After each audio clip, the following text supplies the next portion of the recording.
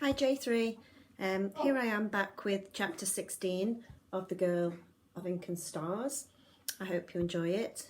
Just to remind you, it's been a while since I read, that last time we left it where Lupe and Isabella were running away from the Tibiquinas, where they had left Lupe's father and some of the others to fight them.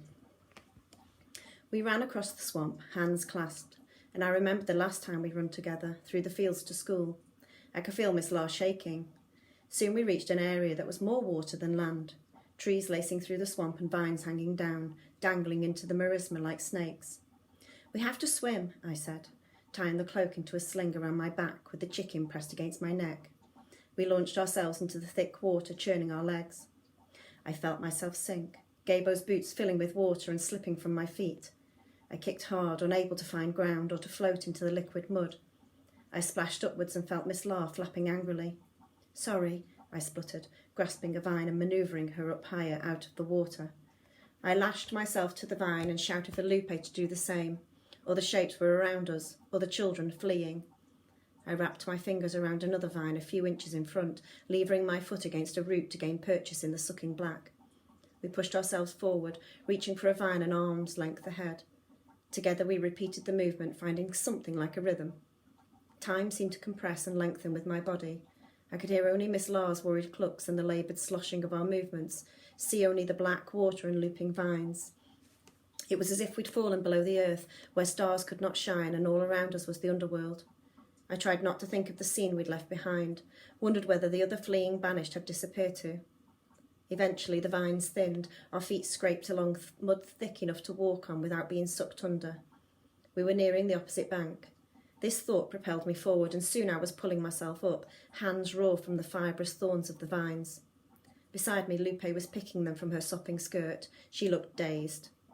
"The swamp will buy us time," I said. "Come on." But with the next step, the ground dropped away.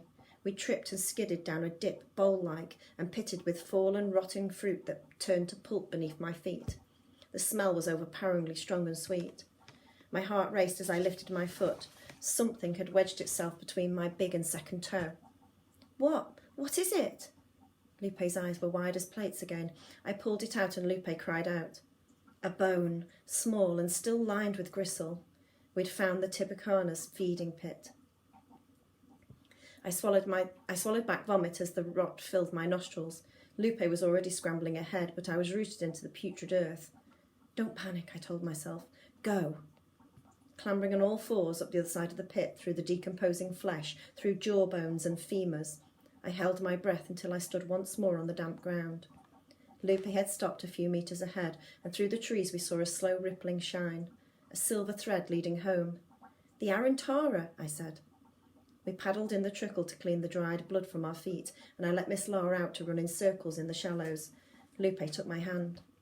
"I'm sorry," she croaked, "for leaving you behind just then." I squeezed back. "It's not your fault." "You don't think I'm rotten?" "No," I said firmly. "You're brave. You came into the forgotten territories when no one else would. Not me, not my dar, not my father." She took a deep, shaking breath. "My father."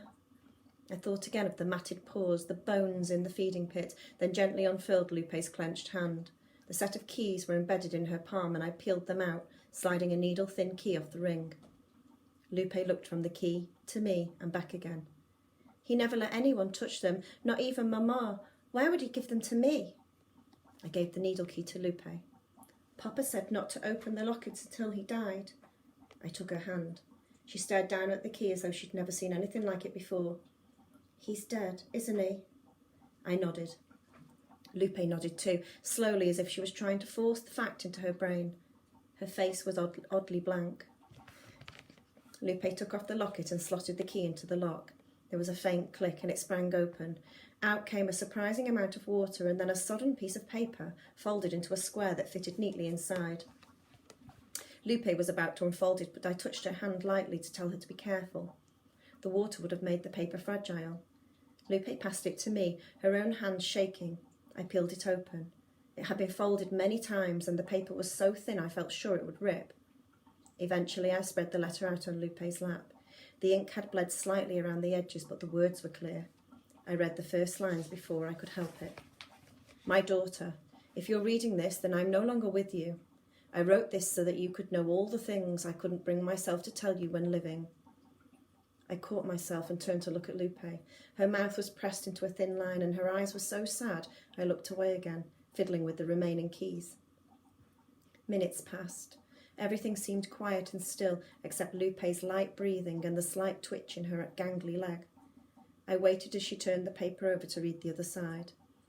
After another minute or so, she let out a long sigh, her body going slack. Then she carefully folded the paper, picked up the locket and put the letter back inside. She closed it and threw it with all her might into the river. What are you doing? I don't want it. Tears were dripping from her chin. I reached out to comfort her, but she moved away. What did it say? That my father is everything the banished said he was. Her voice was strangely dispassionate. And worse. Lupe, I'm so sorry he died. She looked at me. Her face wasn't sad anymore, but angry. I'm not. I did not know what I was about to say, but just then we heard a sloshing sound, something disturbing the water upstream. I didn't feel the pain in my stomach that I'd felt when a Tiburtina had approached, but still I grabbed Miss Laura and we left the riverbank, ducking behind the tree. I gripped Lupe tightly as a large shadow came into view. It took me a moment to realise. Then I was up and running again, sending the hens spiralling. There we go. That's the end of chapter 16. I shall be back soon with chapter 17, but please let me know what you think is going to happen next, and especially what you think might have been in the rest of that letter about Lupe's father. Okay, see you soon. Take care, stay safe, and hopefully we'll be back to school very soon.